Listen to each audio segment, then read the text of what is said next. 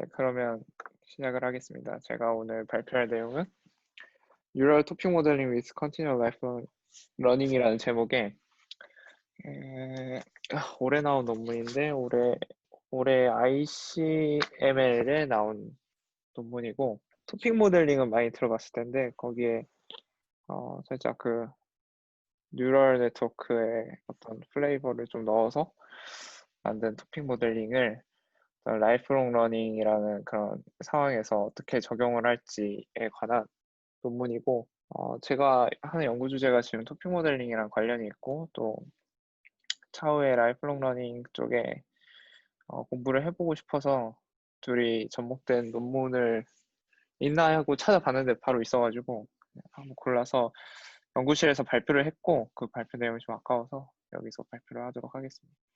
그래서 토픽 모델링은 대표적으로 LDA가 있죠. LDA가 2003년에 나온 논문인데, LDA는 어떤 다큐먼트 셋이 주어져 있을 때 이걸 한 도큐먼트에 대해서 각 단어가 어느 토픽에서 파생됐고, 그리고 그러니까 셋의, 그러니까 그 다큐먼트의 어떤 토픽의 디스트리뷰션도 우리가 알 수 있고, 각 토픽의 어떤 워드 디스트리뷰션도 우리가 알 수 있는 그런, 또 아니면 인포메이션 리트리버도 할 수 있고, 그런 장점이 있어서 토픽 모델링을 density estimation이라고 부르기도 하는데, 저는 토픽 모델링이 좀 여러 장점이 있다고 생각해요. 그냥 피처 임베딩을 하는 거랑은 좀 다른 개념인 거 될 수 있어서 그런 단점이 있습니다. RBM 같은 경우는 그런 토픽 모델링을 언다이렉티드 그래프 모델로 해가지고 풀려고 하는 거고, RBM 같은 경우는 다 알 수 있는데, 이런 에너지 베이스드 모델인데, 그 관찰할 수 있는 노드들이나 히든 노드들 간에는 그 커넥션이 없어가지고 리스트릭티드 볼트만 머신 RBM이 붙은 거고, 보통 RBM이라고 하면 바이너리 히든 노드 아니면 바이너리 비지블 노드들 이런 걸 말을 하는데, 토픽 모델링은 말했다시피 어떤 카테고리컬 베리어블을 나타내야 되니까, 예를 들어 K개의 토픽이 있으면 그러니까 히든 노드가 지금 각각 히든 노드가 토픽이 될 텐데, 그러면 히든 노드는 0 또는 1이면 될 수도 되는 거고, 비지블 노드 같은 경우는 각각의 노드가 단어 하나인데 그 단어에서 어떤 단어가 뽑힐지, V개의 단어 중에 하나가 뽑힌다면 그 각각 단어는 랭스트 V의 어떤 원합 벡터가 되는 그런 걸로 모델링을 해야겠죠. 그래가지고 이쪽 부분은 너무 자세히 설명은 기니까, 보통 RBM 같은 경우는 우리가 깁스 샘플링으로 하거나 아니면 컨트라스티브 다이버전스 방법으로 포스테리어 인퍼런스를 하는데, 깁스 샘플링 같은 경우는 각 노드마다 샘플링을 해가지고 뽑히는 애들을 가지고 포스테리어 인퍼런스 하니까 그 컴플렉시티가 그 단어 종류의 개수에 리니어하게 컴플렉스 하거든. 그래서 좀 코스트가 크다. RBM 같은 경우. 그냥 RBM 같은 경우는 코스트가 크다라고 생각합니다. 그림을 넣었어야 돼. 그래서 RSM은 아까도 말했듯이 바이너리 비지블 그 랜덤 베리어블에서 지금 라지 V가 단어 코푸스의 개수거든. 그러니까 라지 V가 그 딕셔너리에 있는 단어의 종류의 개수라고 생각하면 되거든요. 무슨 말인지 아시나요? 일종의 보캡 사이즈인 거죠. 보캡 사이즈.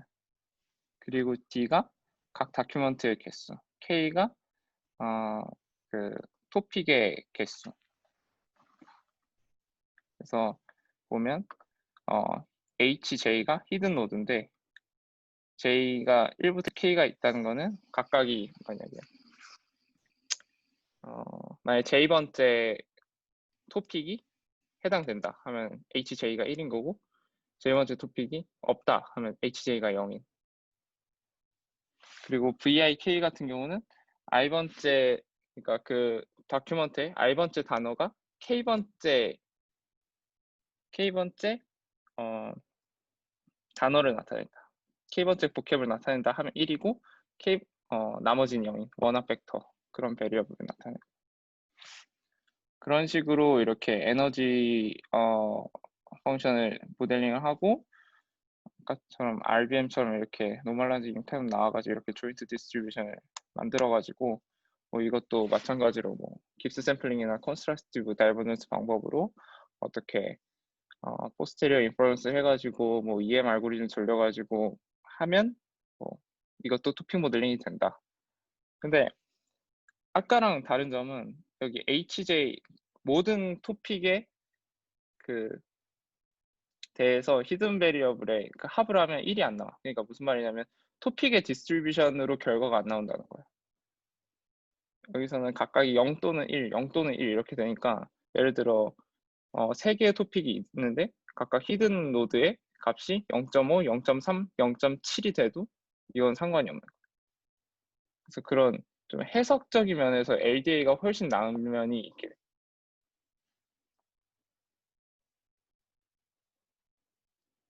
그러니까 예를 들어 이렇게 포스테리어 인퍼런스를 하면 뭐 W 우리가 피팅하고 VIK 우리가 안다고 했을 때 넣으면 뭐 J 번째 토픽이 있을 확률 하면 뭐 0.7 이렇게 되는 거고 이걸 모든 K개 다 해가지고 뭐 할 수 있는데 각각의 뭐 K개를 다 합하면 1이 안 될 수도 있다.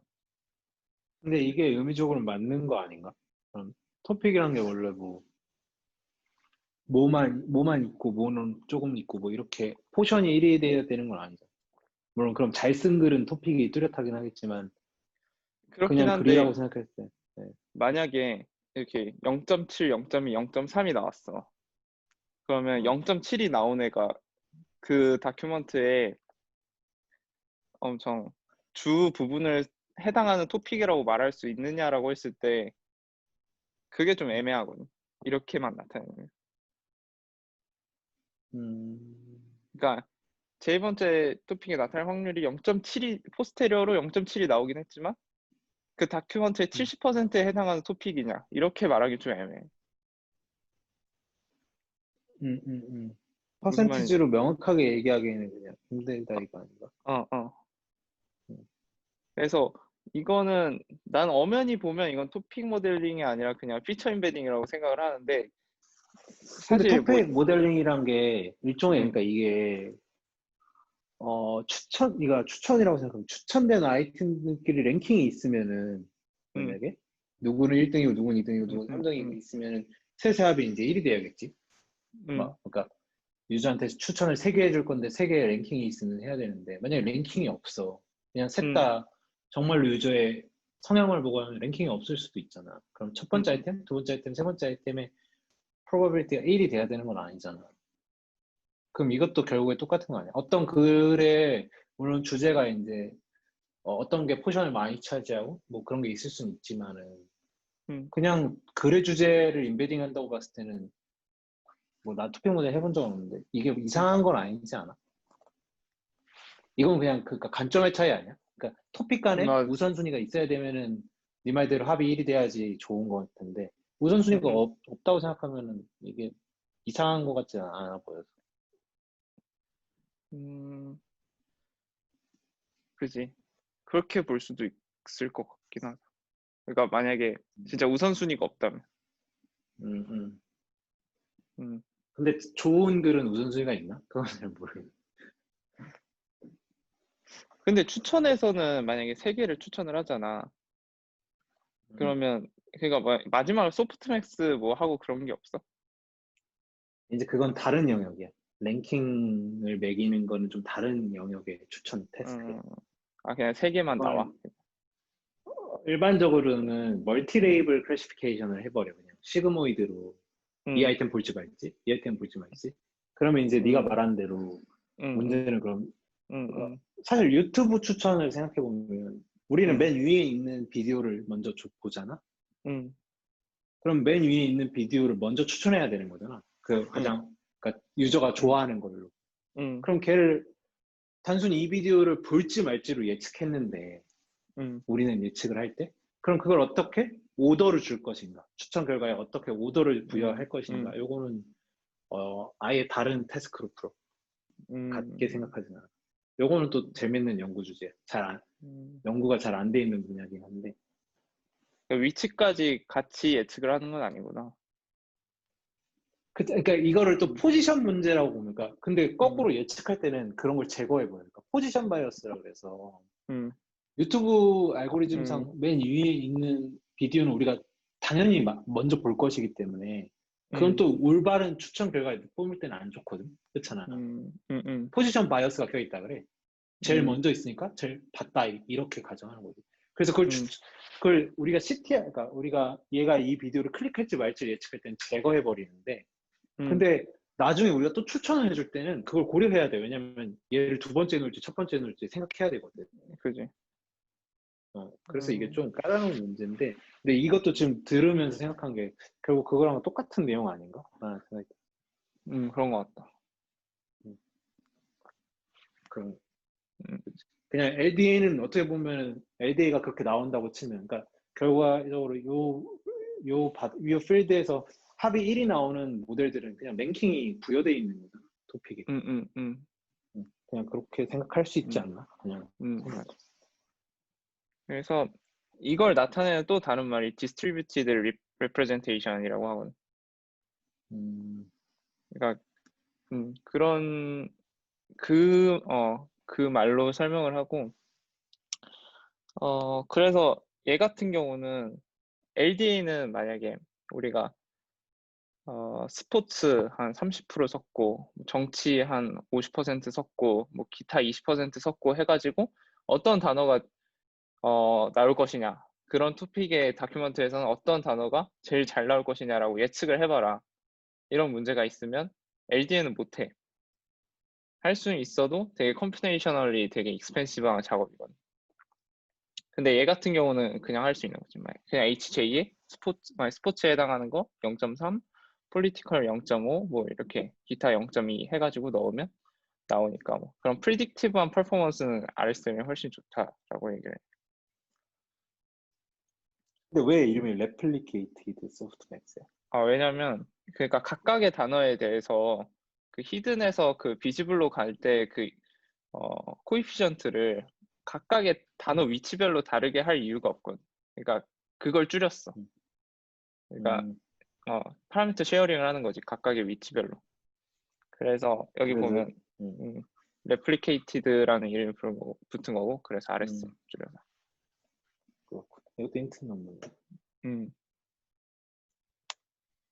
그래서 여기서 보통 그 랭귀지 모델 이런 거 성능 평가할 때 퍼플렉시티 스코어를 많이 쓰는 것 같은데, 여기서도 퍼플렉시티 스코어를 사용을 합니다. 그래서 퍼플렉시티 스코어 같은 경우는 POV에 마이너스 D분의 1로 어떤 좀 노멀라이징 시켜가지고 우리가 리포트를 하는데, PV를 계산하려고 하면 H를 마지널라이즈 아웃 해야 되거든요. 여기서 H를 마지널라이즈 아웃 해야 되는데 이 작업이 또 힘드니까 어니어드 임포턴스 샘플링이라는 그 마르콥 체인 몬테칼로 같은 그런 방법을 써가지고 이 PV를 계산을 합니다. 그래서 보면 지금 PV가 더 작을수록 좋은데, 보면 이게 각각의 도큐먼트 셋들인데, 이 각각의 도큐먼트 셋들을 보면 LDA가 RSM보다 더 크게 나온 걸 볼 수 있어요. 이게 값이 그 아까 퍼플렉시티 스코어를 말하는 건데, 그래서 LDA보다 RSM이 더 좋다, 이런 식으로 레포트를 합니다. 그리고 뭐 프리시전 리콜 같은 것도 우리가 그릴 근데 수 그게 있는데, 거의 리니어하네요. 성능이 이거 거의 뭐 두 개 상당한 코릴레이션이 있어 보이는데. 그렇죠. 두 개 성능 사이에 이 정도면은 근데 엄청 모델이 거의 뭐 약간만 바뀐 수준 아니에요? 잘 모르겠지만 쓴 사람은 되게 좋다고 말할 수도 있지. 거의 차이가 없기도 한데. 잘 모르겠다. 이게 립스는 이거는 진짜 엄청 똑같은 모델이라고. 이거 그냥 거의 그거 아니야? 그 모델 돌릴 때마다 뭐 파라미터가 있는지 없는지 모르겠지만 LDA는 있지 않나? 없나? 있지 않나? 뭐가? 그러니까 파라미터 차이 정도라고 볼 수 있는 거 아니야? 그러니까 베리언스 범위 내에 있는 거 아니야? 두 개 모델 거의? 그럴 수도 있지. 그러니까 완전 동등한 비교는 아닐 수도 있지. 그 파라미터 개수까지 따지면. 굉장하네. 근데 이게 뭔가 아마 그 문서 길이의 차이가 좀 있을 것 같아. 아마 로이터가 제일 짧은 문서가 아닐까, 생각이 로이터 통신 얘기하는 거야? 그런 것 같은데. 음, 닙스가 제일 길지 않을까? 이건 좀 짧았던 것 논문이니까? 같은데. 음. 음, 그럴 수 있겠다. 그리고 이게 인포메이션 리트리비얼인데, 그러니까 이게 뭐였냐면 어떤 그 테스트 다큐멘트가 있고 쿼리 데이터 세트를 넣어가지고 그러니까 테스트 걔를 그 토픽으로 인베딩 시켜가지고 그 쿼리 데이터 세트를 또 인베딩을 시켜가지고 거리가 짧은 애들을 같은 클래스 레이블로 보는 거야. 이 다큐멘트는 다 레이블이 있거든, 기본적으로. 그래서 같은 토픽인지 아닌지에 대한 프리딕션 태스크를 해가지고 프리시전 리콜을 그려보면 RSM이 여기도 뭐 큰 차이는 없는데 더 좋다 이렇게 리포트를 합니다. 여기 립스는 없어요, 이 결과에? 아마 닙스는 레이블링 없을 거야. 아, 이게 내 생각해보면 로이터나 저 뉴스그룹은 글이 어려울 것 같은데, 논문은 음, 주제가 확실해서 뭐 저렇게 나오고, 음. 싶었어. 그래서 제가 생각할 땐 LDA가 RSM보다 더 그 해석하기 더 좋고, 해석하기 좋다.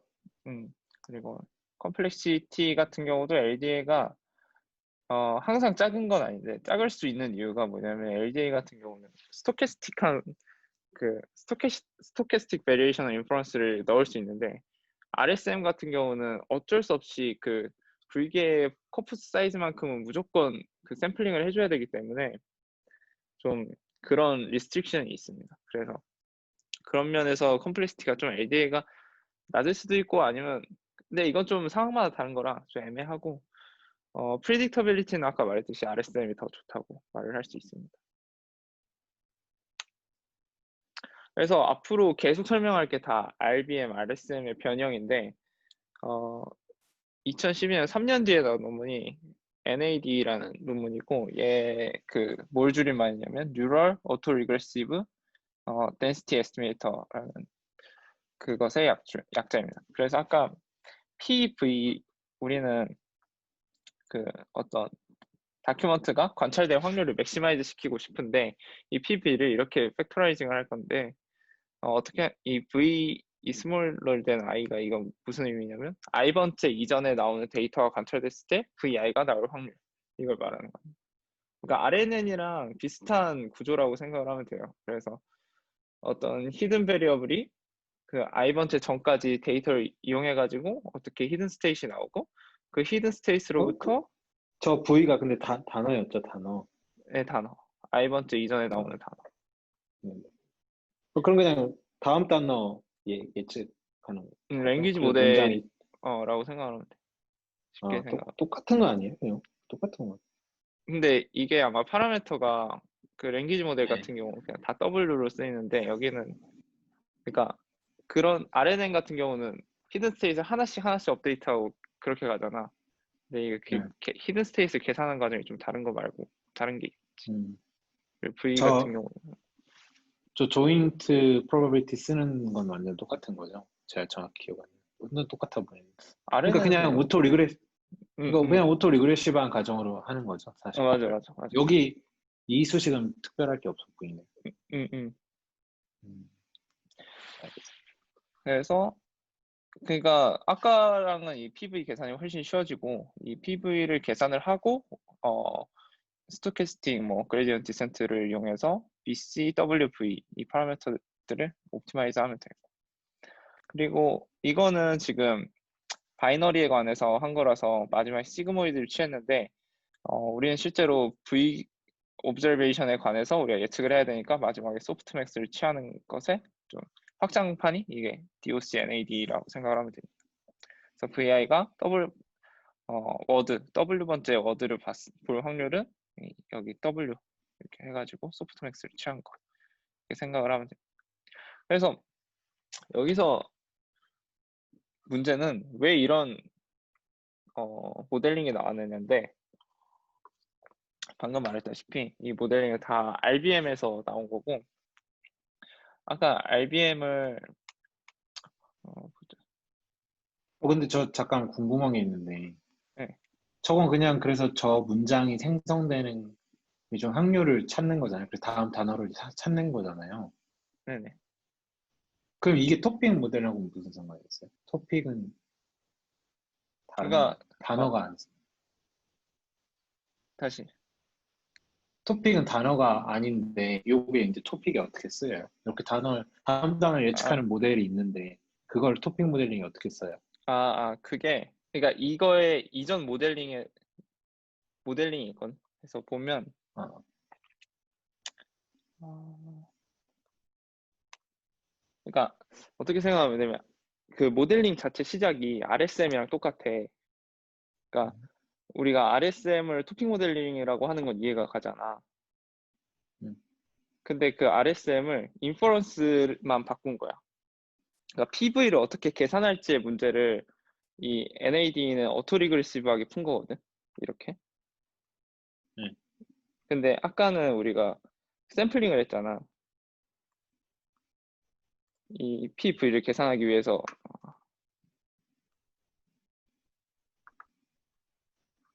그래서 어떻게 했지?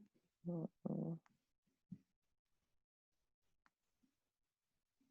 어, 여기서는 그냥 모델링을 가지고, 그러니까 이 모델링을 가지고 이걸 계산할 수 있거든. 이걸 계산할 수 있고, 여기 있구나. 이 포스테리어를 인퍼런스 할 때 우리가 샘플링 방법을 쓴단 말이야.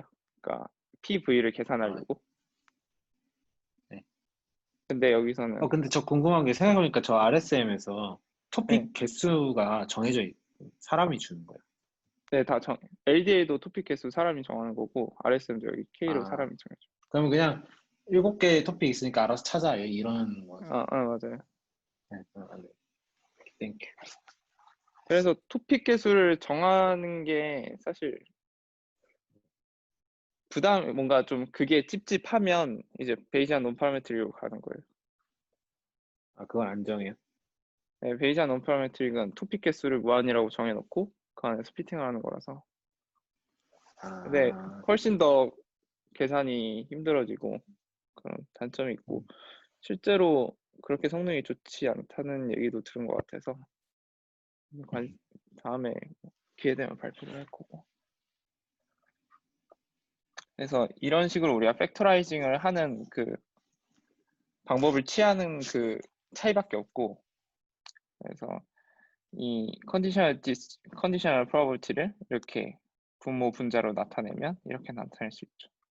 그래서 PV가 i번째보다 작게 나오는 그러니까 i번째 이전에 그 단어의 확률은 i를 포함한 그 이후에 그 확률을 마지널라이즈 아웃 하면 되고, 얘는 i보다 더 뒤에 나오는 애들을 마지널라이즈 아웃 하면 우리가 계산을 할 수 있죠.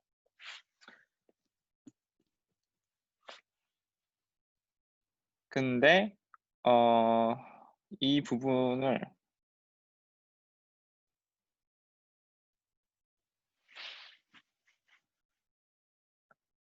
어,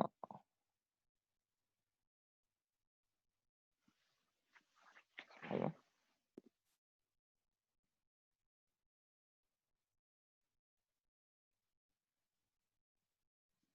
이 부분이 우리 계산을 할 수 있는데 계산이 되게 오래 걸려서 그러니까 왜냐면 익스포넨셜 취하고 다 더해주려면 이게 그냥 클로즈 폼이 안 나오거든요. 그래서 다 계산을 해줘야 되는데 V 같은 경우가 지금 코프스의 그 종류가 라지 V개고 H도 우리가 토픽 개수가 K개면 이게 계산이 엄청 오래 걸린단 말이에요. 그래서 이걸 어프록시메이션 해가지고 우리가 클로즈 폼으로 그냥 계산할 수 있게끔 하고 싶어서 이런 베리에이션을 인퍼런스를 해줘요. 그래서 민필드 업섬션이라는 거는 각각의 베리어블에 관해서 우리가 컨디셔널리 인디펜던트 하는 그 가정을 세우고 이게 VI가 나올 그 포스테리어 그리고 나머지 I번째 EU가 나올 확률 뭐 이렇게 그냥 팩토라이즈가 된다고 생각하고 이 팩토라이즈 된 이 디스트리뷰션을 갖고 이 타겟 디스트리뷰션을 우리가 어프로시메이트 한다고 생각을 하면 됩니다. 그래서 이 KL 다이버전스를 그 미니마이즈 시키는 그 클로즈 폼을 찾으면 이게 타우 K랑 뮤 J가 지금 우리가 어프로시메이트 시키는 이 디스트리뷰션의 파라미터거든요. 이 각각 파라미터인데 파라미터를 이렇게 업데이트 시킬 거고 이거를 수렴할 때까지 반복을 해야 돼요. 원래는 수렴할 때까지 이걸 반복을 해야 되는데 그냥 한 번 반복을 한다고 치고 이 초기 값을 0으로 우리가 설정을 해주면 이 뮤제이를 0으로 설정해주면 정확하게 이 폼이 나옵니다. 그렇게 계산을 하면 그래서 이게 NAD에 관한 내용이고 사실 그냥 RSM을 이렇게 팩토라이즈 해가지고 문제를 푸는 방법이고 이렇게 팩토라이즈 하는 방법은 예전에도 있었고 그냥 이걸 적용한 거라고 생각을 하면 됩니다. 그리고 여기서 소프트맥스를 하려면 V만큼 더 해줘야 되는데 그 워드 투백 하면 그 하이라키컬 소프트맥스 하는 것처럼 여기서도 소프트맥스를 계산할 때 하이라키컬하게 계산을 하고 각각의 하이라키로 내려갈 때 파라미터라이즈를 이렇게 해가지고 이 파라미터를 우리가 업데이트를 하면 되는 거예요. 그렇게 학습을 시킵니다. 그래서 전체적으로 이 알고리즘의 복잡도는 그 코프스의 개수에 대해서는 로그만큼 컴플렉시티를 가져가지고 RSM보다 더 낮다는 식의 결론을 냅니다. 그리고 이것도 퍼플렉시티 스코어랑 비슷한 건데 퍼플렉시티 퍼 워드 스코어를 이렇게 정의를 해가지고 해보면 LDA랑 뭐 RSM에 비해 되게 낮은 걸 볼 수 있어요. 그리고 50개, 200개라고 쓴 거는 아마 그 다큐멘트의 길이를 나타내는 것 같은데 여기서 특이한 건 LDA는 길이 50개의 다큐멘트냐 아니냐 아니면 뭐 200개의 200만큼의 길이의 다큐멘트를 쓰느냐에 따라서 그렇게 성능의 차이가 없어요. 그냥 50개를 쓰는 이 방법이 더 좋다. 근데 사실 이 논문이 되게 웃긴 점이 근데 저 감이 안 오는데 다큐멘터리를 많이 쓰면 좋은 거예요? 아니 다큐멘터리 아니라 저 월드 길이를 많이 썼다는 게 좋은 건지 나쁜 건지를 감이. 이 50개가 보통은 200개가 보통은 그게 LDA가 그 카운트가 많아지면 더 성능이 좋아지거든. 아, 아, 근데 음, 얘 기준으로 봤을 땐 그렇게 좋은 게 아니란 내용. 넌 200개 써도 안 돼 이런 거구나. 음, 음. 어, 그리고 성능에도 그 스탠다드 데비에이션이 되게 작아가지고 되게 베리언스가 적다 뭐 이런 것도 리포트하고 어, 확실히. 그리고 뭐 다큐멘트 리트리비얼도 해보면 이게 토픽별로 되게 잘 모여있는 걸 볼 수 있어요. 그래서 음, 웹폰을 인베딩 시켰을 때 웹폰이랑 가까이 있는 단어들을 보면 웹폰즈랑 했을 때 웹폰 슈팅 이렇게 파이어암 이렇게 나타나고 음, 그리고 같은 비슷한 토픽 인베딩을 가진 애들끼리 묶으면 되게 한눈으로 봐도 무슨 토픽인지 알 수 있을 만큼 우리가 할 수 있다. 음. 그래서 얘는 그 우리가 시퀀셜한 그 어, 시퀀셜한 어떤 우리가 정보를 줬다고 생각을 할 수 있잖아요. 근데 네. 여기서 실험을 한 게 백오브 월드를 가지고 같은 실험을 해봤어요. 그래서 백오브 월드를 우리가 랜덤 셔플링을 해가지고 해봤는데 그러니까 별 성능의 차이가 없었다. 그러니까 그냥 진짜 시퀀셜한 데이터를 갖다 놓은 거랑 우리가 백오브 월드를 가지고 그냥 걔를 랜덤 셔플링 해가지고 쓴 거랑 별 성능의 차이가 없었다라고 얘기를 해요. 그럼 그래서 어떤 문장의 컨텍스트 정보는 못 잡는 건가? 그러니까 그거하고 상관없는 건가? 그러니까 여기서 말하는 게 신텍스 같은 건 못 잡는데 시멘틱은 잡는다고 해. 그러니까 음, 문법이 있잖아. 그런 건 무시하는데 음, 컨텍스추얼한 음, 그 다큐먼트 컨텍스추얼한 정보는 우리가 음. 캐치할 수 있다라고 얘기를 하고 그 근데 예시를 든 순서를 거꾸로 하면은 그게 시멘틱한 걸 잡은 건가? 그러니까 문장의 컨텍스추얼한 정보를 못 잡은 거 아니야? 그걸 거꾸로 하면? 그러니까 단어 순서를 거꾸로 하면 do I랑 I do랑 다른 거잖아. 완전. 그러니까 그건 못 잡는 거야. 얘가. 어. 그러면 얘네가 그러니까 시멘틱한 걸 잡았다 그러는데 그거 좀 이상한 거 아니야? 못 잡는 거 아니냐고. 궁금한 그러니까 그러니까 컨텍스트 그러니까 I2랑 말 2I를 넣으면 좀 여기 얘한테는 좀 치명적인 단점이 되는데 만약에 그냥 이 단어들만 우리가 넣었다고 생각을 하면 여기서 한 8개 뽑고 한 여기서 2개를 뽑았다고 생각하면 그런 문법적인 게 의미가 없어지잖아. 뭐 그런 식의. 그러니까 난 그걸 그 리포트한 이유가 얘네는 순서가 없는 다큐멘트들에도 우리가 쓸 수 있다라고 얘기를 하는데 오히려 그게 단점이 된 것 같아. 만약에 근데 이게 워드 투백보다 단어 자체의 레프레젠테이션 볼 때는 성능이 괜찮나? 다 안 좋겠지? 더 안 좋을 것 같은데. 이걸 쓰는 사람 없으면. 나 이거 그냥 별로 좋을 것 같지 않아. 근데 이렇게 보면 성능은 좋은데 워드 투백만큼 좋을지는 잘 잘 된 모르겠어. 것만 뽑아서 보여줬겠지. 그러니까. 내가 이 저자한테 물어봤는데 답장도 안 해주더라고. 아 진짜 메일 보냈어? 어, 뭐 때문에? 그러니까 뒤에 나온 내용 내가 그걸 말해줄게. 그리고 여기서 말 안 했는데 지금 히든 스테이트 하나만 해가지고 이렇게 그 피드포워드를 했잖아. 비지블 노드까지. 근데 여기에 여러 개를 넣을 수 있어. 그러면 딥 NAD가 되는 거야. 그래서 뉴럴이라고 붙은 이유가 그런 플레이버에 갖고 있다.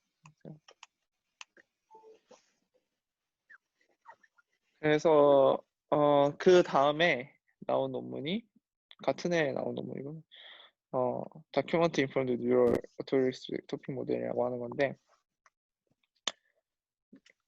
그 전 모델에서는 아이번트 이전의 애들을 갖고 워드 VI를 예측했는데 이러면 뭐 유니디렉션이랄까 뭔가 컨텍스트ral 인포메이션을 fully observe 할 수 없다, 캐치할 수 없다 라고 얘기를 해가지고 바이디렉션으로 학습을 시킵니다.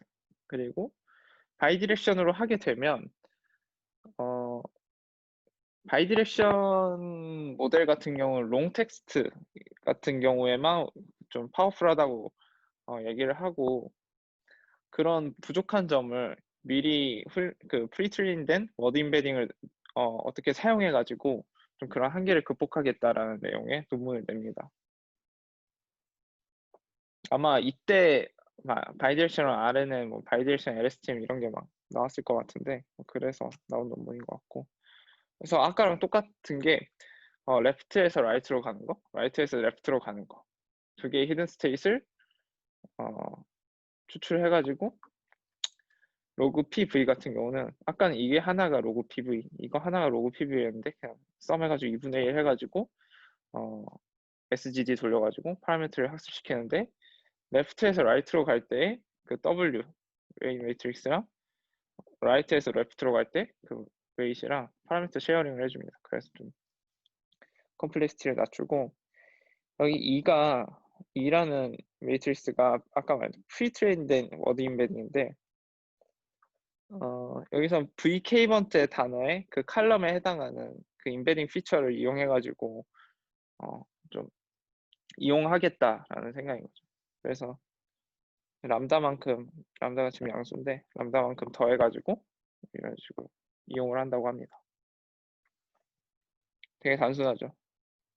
그래서 내가 저자한테 물어봤던 거는 이 워드 임베딩이 뭐냐라고 물어봤었는데 논문의 워드 임베딩에 대한 그냥 워드 임베딩을 쓴다고 하지 워드 임베딩이 뭔지에 대한 설명이 하나도 없거든요.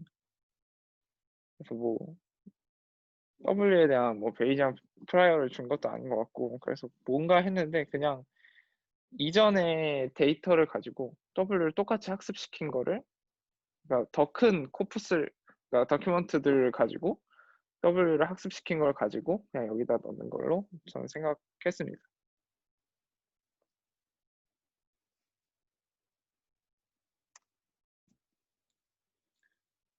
그래서 이제 원래 제목에 있는 논문인데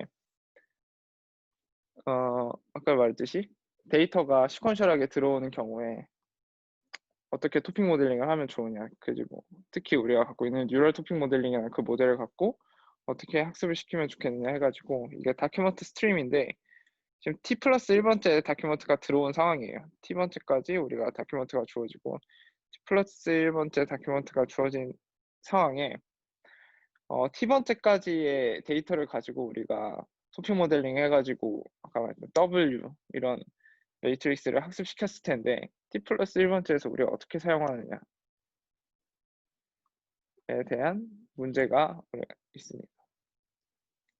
그래서 이런 라이프롱 러닝 문제에서 공통적으로 갖는 게 프라이어 놀리지를 어떻게 사용할 거냐, 그리고 프라이어 놀리지를 어떻게 트랜스퍼 할 거냐, T+1번째 태스크를 우리가 풀기 위해서 어떻게 그걸 사용할 거고 어떻게 그걸 가져올 거고, 그리고 우리가 제대로 가져왔는지 캐타스트로픽 포게팅이 일어나지 않았는지 그런 것들을 우리가 해결을 해야 됩니다. 그래서 우리가 프라이어 날리지를 사용하기 위해서 이 모델에서 봤던 것처럼 워드 임베딩을 우리가 사용할 건데, 그래서 워드 임베딩을 그 전 다큐먼트들로 학습을 시켰던 애들을 가져옵니다.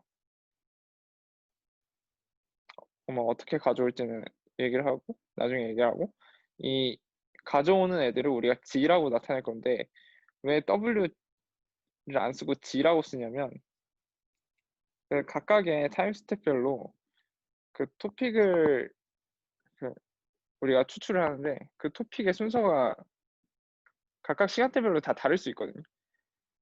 그래서 그 토픽이 첫 번째 데이터를 갖고 추출한 두 번째 토픽이 두 번째 데이터를 갖고 추출한 두 번째 토픽이랑 같을 이유가 없어요. 왜냐하면 완전 랜덤으로 시작하는 거기 때문에. 그런 순서를 맞춰주는 작업을 해줘야 되기 때문에 G라는 걸 대신 사용을 하고, 그리고 VI번째 워드에 해당하는 그 칼럼 벡터를 우리가 그 워드 임베딩이라고 사용을 해가지고 여기에서 썼던 것처럼 사용을 합니다. 혹시 여기까지 괜찮나요? 다 들리시나요? 그러면 혹시 토픽 자체가 달라질 수도 있나요? 네? 그러니까 이렇게 순서대로 가면서 토픽을 계속 찾는데 그렇게 되면은 토픽 자체가 달라질 수. 달라질 수 있죠. 근데 그거는 생각을 안 하는 그건 약간- 상관없이 그냥.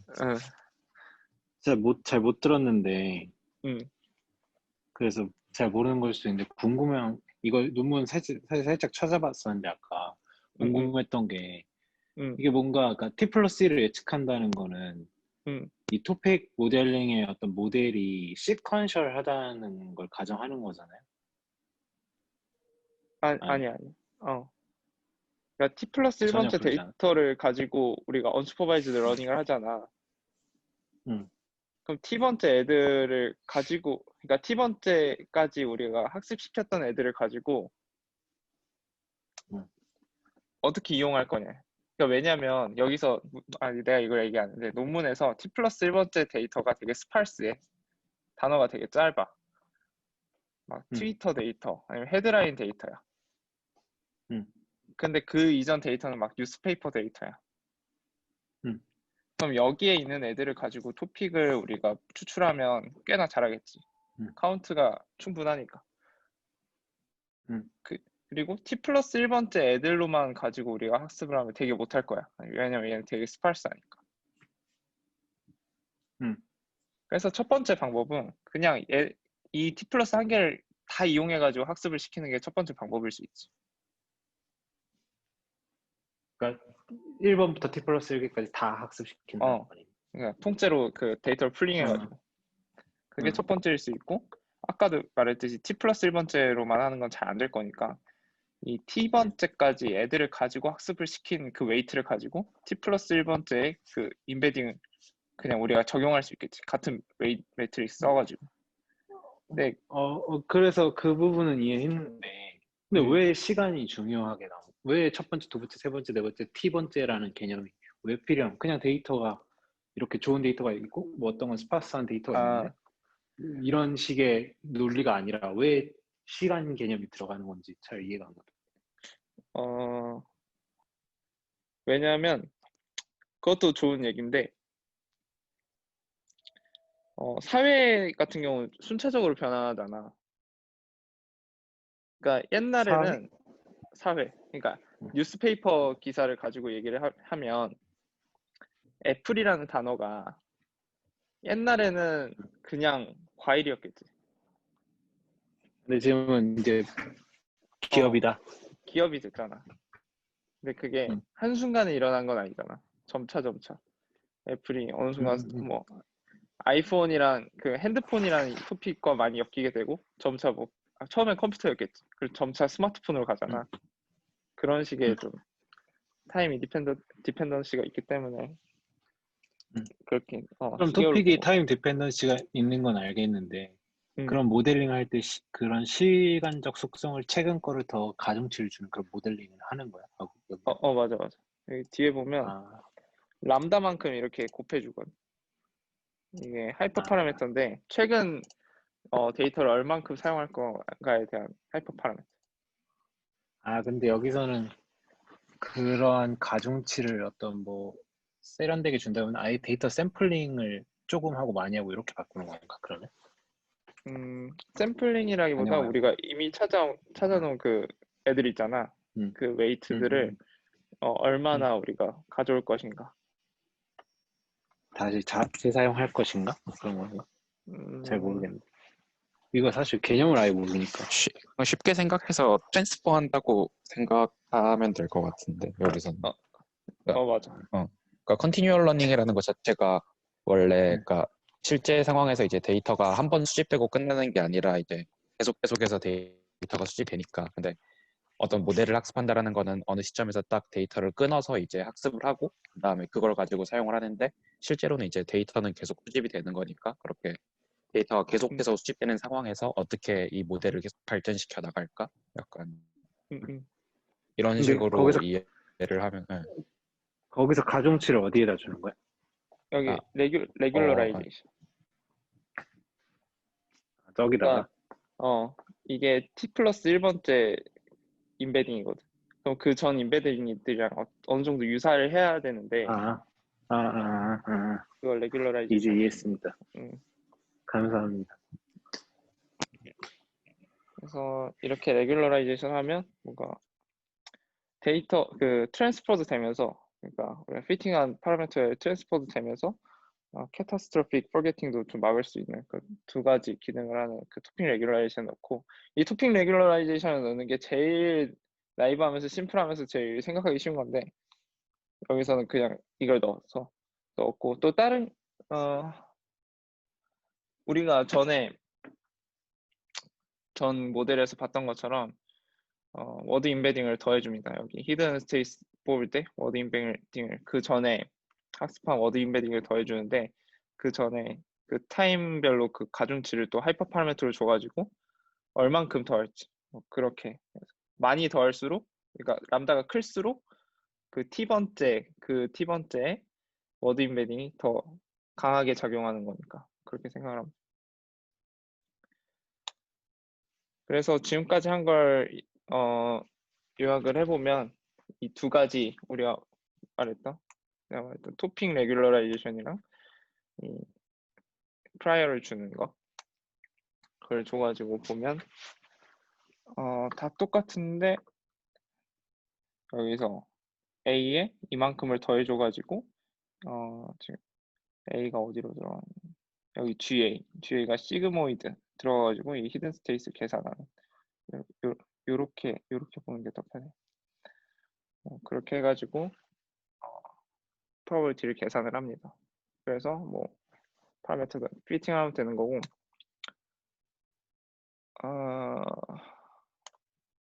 여기서 제일 중요한 얘기는 뭐냐면 이건데 셀렉트 그러니까 아까 말했듯이 첫 번째부터 T 플러스 1번째 다 그 데이터 세트를 다 풀링해가지고 사용을 하면 그거는 별로 효율적이지 않다라고 얘기를 해가지고 T 플러스 1번째 데이터를 가지고 학습을 시킬 때 그 전 데이터 중에 몇몇 개만 고르자는 거. 예를 들어 T 플러스 1번째 데이터에 진짜 애플이 나왔으면 요즘 애플은 다 그 회사 F를 말하는 거니까 전 데이터에서 사과를 뜻하는 그 애플이 사과를 뜻하는 그런 애들은 다 제거를 하겠다는.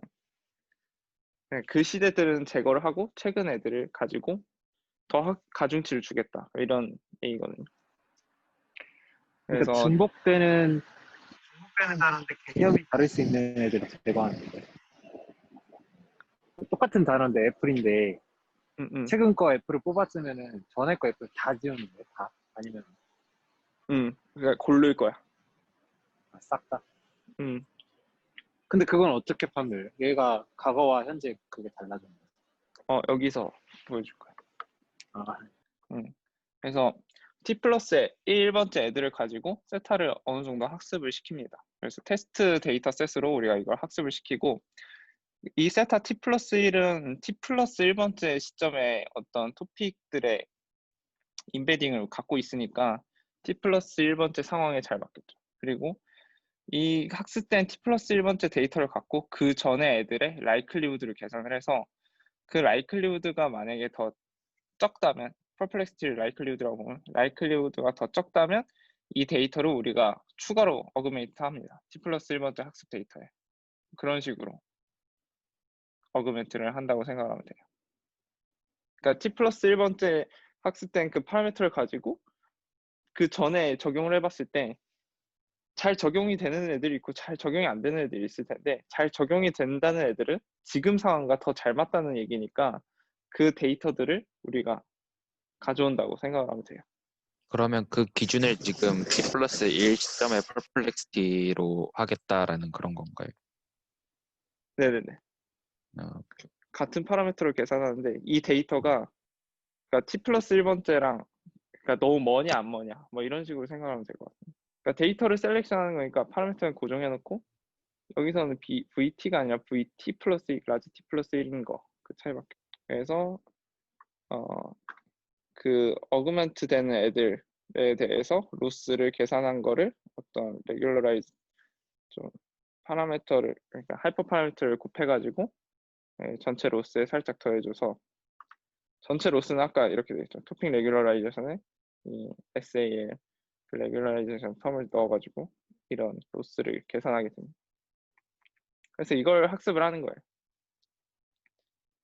그래서 보면 결과를 보면 이쪽을 보면 되는데 이거는 우리가 라이프롱 러닝 그걸 사용하지 않았을 때 그 프리시전 리콜 첫 번째 세 개인데 보면 우리 여기서 쓴 메소드를 썼을 때 조금 더 상승하는 거 볼 수 있죠. 한 3, 40%? 3, 4%인가? 네, 3, 4% 더 증가하는 걸 볼 수 있습니다. 근데 여기서 말하는 거는 SAL을 넣었을 때 프리시전 리콜이 다 좋아진다. 그래서 SAL을 쓰면 좋다라고 얘기를 하는데 사실 러닝 타임이 차이가 엄청 많이 나요. 519초랑 12.63초가 차이가 나서 이 SAL이라는 그 아이디어는 좋은데 여기서는 그렇게 좋은 방법은 아닌 거죠. 좀 발전을 시켜야 되는 거죠. 이 부분은.